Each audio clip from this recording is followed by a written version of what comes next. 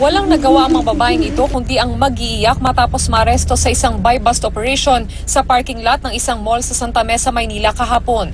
Sila'y sina Mary Jane Bayan, Elaine Carba at Lara May Medina.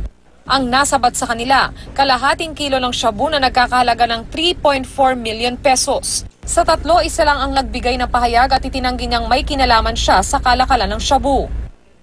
Tinatala lang po sa sir.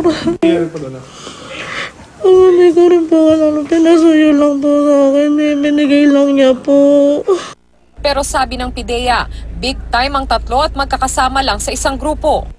Matagal na natin to sinusubaybayan. Nag-set tayo na bibili sa kanila ng